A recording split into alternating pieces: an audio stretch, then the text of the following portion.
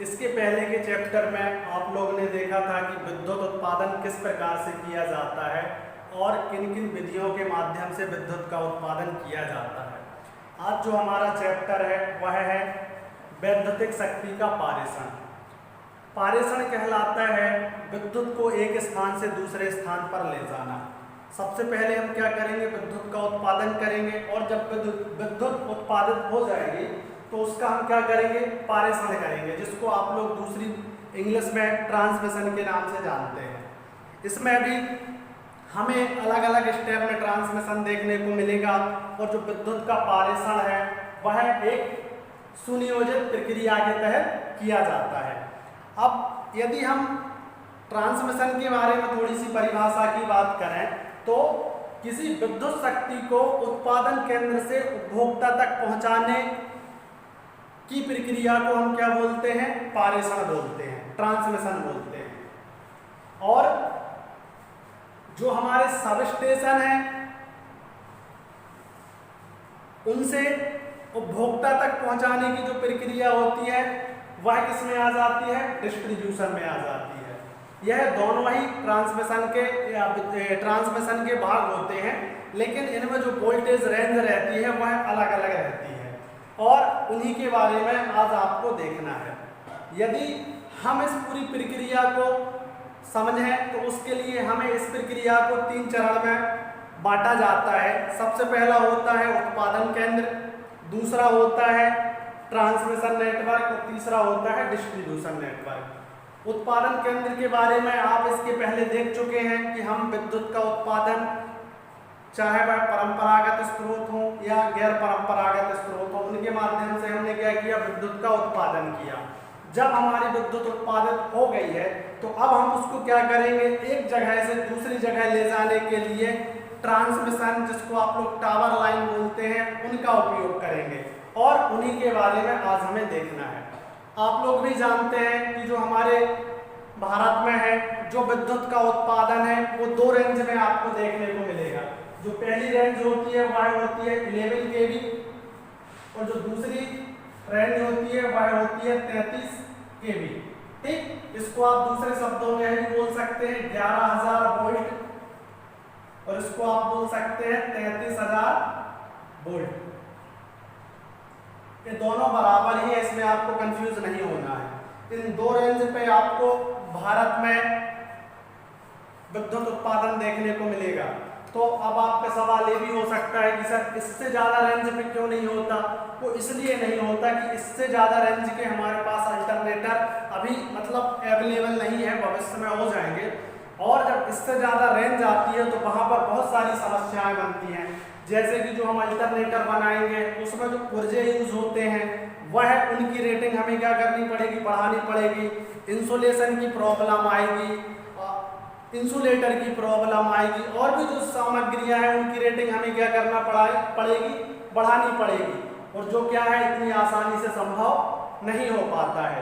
इसलिए अभी आपको इन 2 रेंज में विद्युत का उत्पादन देखने को मिलता है। अब यदि हम आगे बात करें तो इन 2 रेंज में हमने क्या किया, विद्युत का उत्पादन किया, चाहे वह किसी से भी कोई भी विधि हो। अब जब विद्युत का उत्पादन हो जाता है तो हमें क्या करना पड़ता है, इस विद्युत को एक जगह से दूसरी जगह ले जाने के लिए ट्रांसमिशन लाइन का यूज करना पड़ता है। और हम आपको बता दें जो ये दोनों रेंज हैं इसमें ट्रांसमिशन नहीं होता है। यदि आपके दिमाग में चल रहा हो कि हम 11 kV को भोपाल से गुना भेजें तो ऐसा नहीं है, या 33 kV को भोपाल से गुना भेजें तो ऐसा नहीं है। हम जब ट्रांसमिशन करते हैं तो उसके लिए हम क्या करते हैं, इस वोल्टेज रेंज को अप करते हैं, मतलब इस वोल्टेज रेंज सीमा को हम क्या करते हैं, बढ़ाते हैं। क्यों बढ़ाते हैं, जैसे ही हम इस सीमा को बढ़ाते हैं तो वहां पर क्या होता है, वोल्टेज का मान बढ़ने से धारा का मान क्या हो जाता है, अपने आप कम हो जाता है। आप लोगों ने भी पढ़ा है कि वोल्टेज का मान बढ़ाने से क्या होता है, धारा का मान कम हो जाता है और वही नियम यहाँ पर लागू होता है।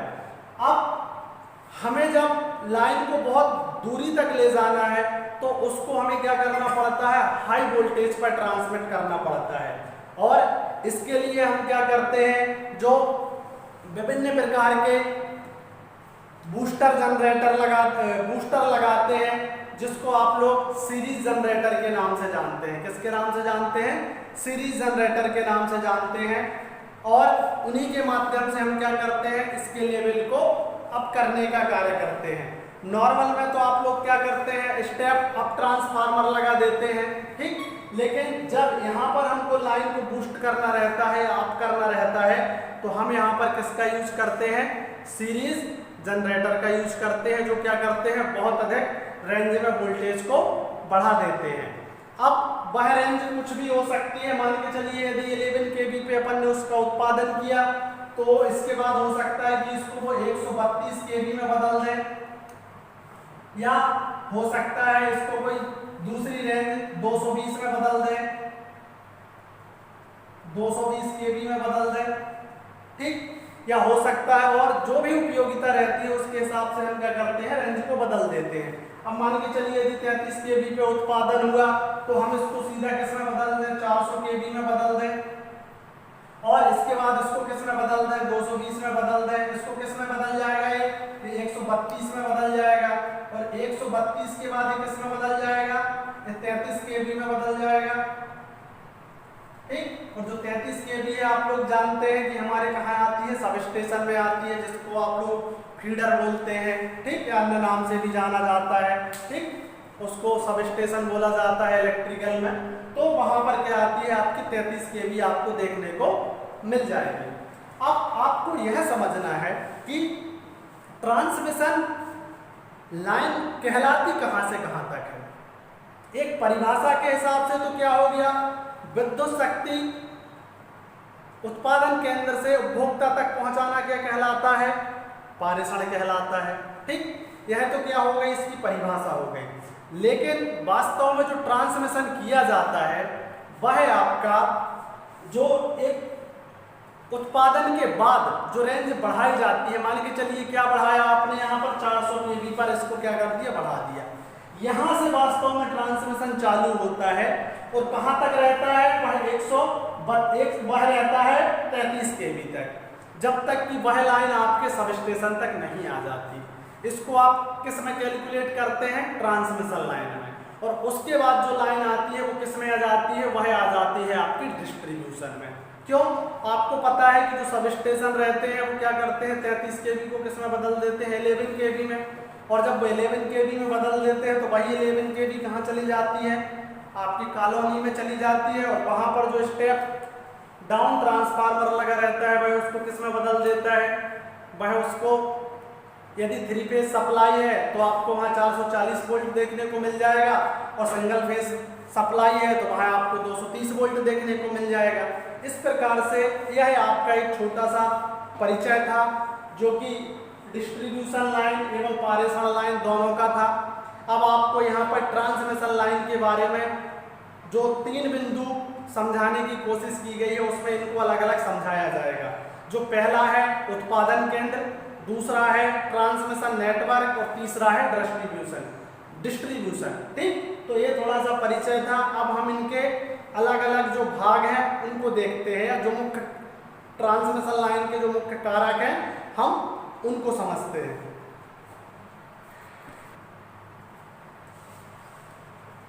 विद्युत आपूर्ति में जो मुख्य 3 घटक हैं उसमें पहला है उत्पादन केंद्र। इसके बारे में हम लोग यहाँ पर देखने वाले हैं।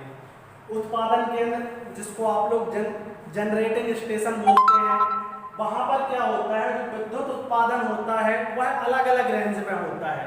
जहाँ जिस प्लांट की जो क्षमता होती है उसके हिसाब से क्या किया जाता है, विद्युत का उत्पादन किया जाता है।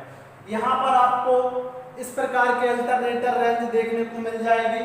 ये जो यहाँ पर रेंज है ये अल्टरनेटर की है। क्यों, आप जानते हैं कि अल्टरनेटर को घुमाया जाता है, उसके बाद विद्युत का क्या होता है, उत्पादन। तो यहाँ ये रेंज हमने कुछ लिखी है, जैसे 3.3 kV, 6.6 kV, 11 kV। यहाँ पर क्या किया जाता है, इस रेंज के अल्टरनेटर का उपयोग करके विद्युत का इस वोल्टता पर क्या किया जाता है, उत्पादन किया जाता है। अब हम क्या करते हैं, यहाँ पर जो 11 kV रहती है, हमने यहाँ पर इसका उत्पादन किया। आप जानते हैं हमारी कॉलोनी में भी कितनी आती है, 11 kV आती है। हम वहाँ पर क्या करते हैं, एक स्टेप डाउन ट्रांसफार्मर का यूज करते हैं, और उस सप्लाई को पूरी कॉलोनी या कैंपस में क्या कर देते हैं, डिस्ट्रीब्यूट कर देते हैं। ठीक वैसे ही उसी प्रकार क्या किया जाता है, जो हमारा जनरेटिंग स्टेशन होता है वहां उस इलाके की सप्लाई को विद्युत की आपूर्ति करने के लिए हम क्या करते हैं, वहां पर एक स्टेप डाउन ट्रांसफार्मर लगाते हैं जो क्या करता है, हमारी 11 केवी को 400 वोल्ट में बदल देता है। ठीक, और उससे हम जो पूरा कैंपस है उसकी सप्लाई चलाते हैं और जो आसपास की कॉलोनी या इलाके हैं वहां पर क्या किया जाता है, इस रेंज के माध्यम से क्या किया जाता है, उस इलाके में विद्युत की आपूर्ति की जाती है।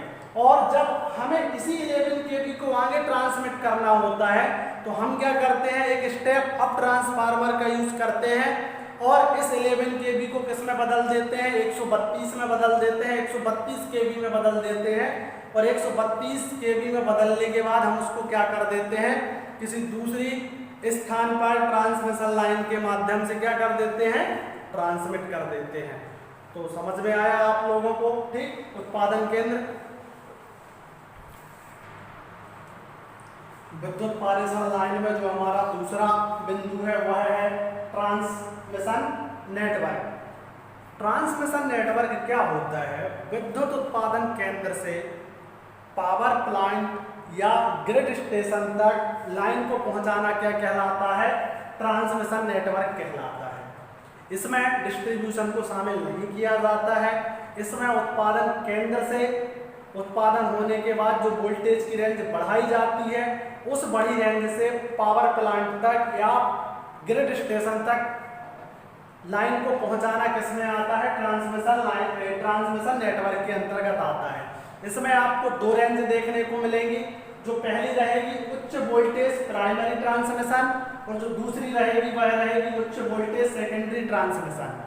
प्राइमरी और सेकेंडरी क्यों बांटा गया है वो आपको समझना पड़ेगा।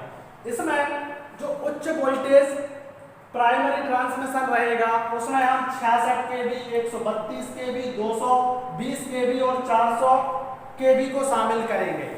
जो इस रेंज की वोल्टता रहेगी और उसको जो ट्रांसमिट करने का कार्य किया जाएगा वो किसमें आएगा, उच्च वोल्टेज प्राइमरी ट्रांसमिशन में।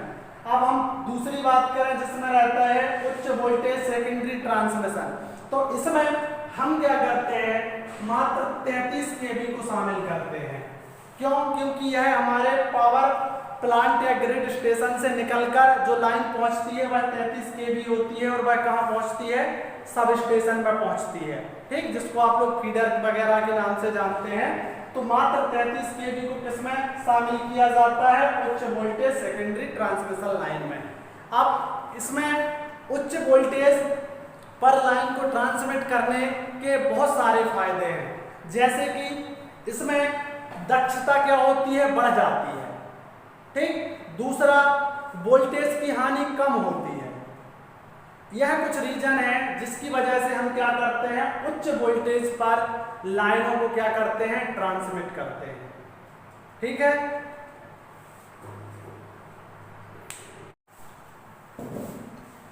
जो हमारा चैप्टर है विद्युत शक्ति का पारेषण, उसमें इसके पहले की क्लास में आप लोगों ने देखा था कि हमने उत्पादन केंद्र के बारे में देखा था, ट्रांसमिशन नेटवर्क के बारे में देखा था, और उसी पारेषण या विद्युत शक्ति पारेषण में जो हमारा तीसरा बिंदु है वह है डिस्ट्रीब्यूशन नेटवर्क। डिस्ट्रीब्यूशन नेटवर्क को भी दो बिंदुओं में बांटा गया है, जिसमें से पहला है प्राइमरी डिस्ट्रीब्यूशन और दूसरा है सेकेंडरी डिस्ट्रीब्यूशन। आप लोग सभी ने सब स्टेशन देखा होगा, जो आपके आसपास कहीं ना कहीं होगा, हर शहर हर गांव के आसपास है, आपको देखने को मिल जाएगा। कुछ लोग उसको फीडर बोलते हैं, कुछ लोग सब स्टेशन बोलते हैं, ठीक, और अन्य नाम से भी कभी कभी उसको जाना जाता है। अब हम यदि डिस्ट्रीब्यूशन में यदि बात करें तो जो हमारा प्राइमरी डिस्ट्रीब्यूशन है उसमें जो वोल्टेज की यदि हम बात करें तो वह आता है 33 केवी और 11 केवी। ठीक, अब इसको डिस्ट्रीब्यूशन में इसलिए शामिल किया गया है 33 केवी को, क्यों, क्योंकि यह जो ग्रिड स्टेशन है, जो 33/11 सब स्टेशन है, उसके पहले से सप्लाई किस में आती है, सब स्टेशन में आती है, तो वह सप्लाई क्या होती है, 33 केवी होती है। ठीक, और उसके बाद सब स्टेशन में आने के बाद उसको क्या किया जाता है, स्टेप डाउन किया जाता है ट्रांसफार्मर के द्वारा, और डाउन करने के बाद उसको किस में बदला जाता है, 11 kV में। ठीक, और जो 11 kV के विभिन्न फीडर हैं वह सब स्टेशन से निकलकर कहाँ पहुंचते हैं, आपकी कॉलोनी में, आपके मोहल्ले में। ठीक, और यह आपने ज्यादातर देखा होगा कि यह रोड के आजू बाजू से इनको ले जाया जाता है, जो मुख्य रोड होता है उसके आजू बाजू से इनको किसी कॉलोनी या मोहल्ले में क्या किया जाता है, ले जाया जाता है। इसमें आप लोगों ने देखा होगा कि पोल पर से 3 वायर जाते हैं। कितने वायर जाते हैं, 3 वायर जाते हैं। ठीक, तो समझ में आया प्राइमरी डिस्ट्रीब्यूशन में कौन कौन सी लाइन आती है, 33 kV और 11 kV। ठीक, यह जो प्राइमरी डिस्ट्रीब्यूशन है यह मात्र आपके कॉलोनी तक पहुंचने के बाद क्या हो जाता है, समाप्त हो जाता है। मतलब यदि सप्लाई को आपने कॉलोनी तक पहुंचा दिया है, जो जनरली क्या होती है 33 kV भी कभी कभी हो जाती है, कभी कभी 11 kV भी होती है। ठीक, तो आपको इसमें देखो कंफ्यूज नहीं होना है। कुछ लोग बोलेंगे कि सर 33 kV तो हमारे यहाँ आती ही नहीं है। हाँ, आपके घर के पास नहीं आती, लेकिन जो कभी कभी जो बड़े बड़े मॉल रहते हैं, बड़ी बड़ी फैक्ट्री होती है, वहां क्या किया जाता है, सीधी 33 kV को ही क्या किया जाता है, डिस्ट्रीब्यूट किया जाता है। ठीक, इसलिए प्राइमरी डिस्ट्रीब्यूशन में 33 kV और 11 kV दोनों को शामिल किया गया है। वहां पर क्या किया जाता है, 33 kV को उतारा जाता है। ठीक, 33 kV आती है, वहां पर क्या किया जाता है, एक उपकरण लगाया जाता है। ठीक, जिसको एमई के नाम से भी जानते हैं और सीटीपीटी के नाम से भी जानते हैं। ठीक, उसके बाद उसको लगाने के बाद उसको क्या किया जाता है, 11 kV ट्रांसफार्मर में उतारा जाता है, जो 33 को किस में कन्वर्ट कर देता है, 11 kV में। और उस 11 kV के बाद सप्लाई कहाँ दी जाती है, किसी भी फैक्ट्री उद्योग में क्या की जाती है, प्रदान की जाती है। तो समझ में आया क्या होता है प्राइमरी डिस्ट्रीब्यूशन। ठीक, अब आते हैं सेकेंडरी डिस्ट्रीब्यूशन। यहाँ पर सेकेंडरी डिस्ट्रीब्यूशन में जो सप्लाई है वह आपकी कॉलोनी तक आ गई है, और वह लाइन 11 kV 33 kV कोई सी भी हो सकती है। ठीक, अब जब वह सप्लाई आपकी कॉलोनी में आ जाती है तो आप क्या करते हैं, एक स्टेप डाउन ट्रांसफार्मर लगाते हैं, जो क्या करता है उस सप्लाई को किस में बदल देता है, 400 वोल्ट में बदल देता है। आई बात समझ में। ठीक, वह किस में बदल देता है, 400 वोल्ट में बदल देता है। और इसलिए इस सप्लाई की जो रेंज होती है वह होती है 11 kV जो आपकी कॉलोनी में आई है, और 400 वोल्ट।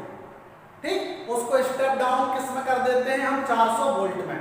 आपको ध्यान रखना है जो सेकेंडरी डिस्ट्रीब्यूशन होता है 11 kV आती है, वहां तक इसमें 3 वायर रहते हैं, लेकिन जब वह 11 kV ट्रांसफार्मर के अंदर जाती है और वहां से बाहर निकलती है तो कितने वायर हो जाते हैं, 4 वायर, जिसमें से 3 वायर फेस के होते हैं और जो चौथा वायर होता है वो किसका होता है, न्यूट्रल का होता है।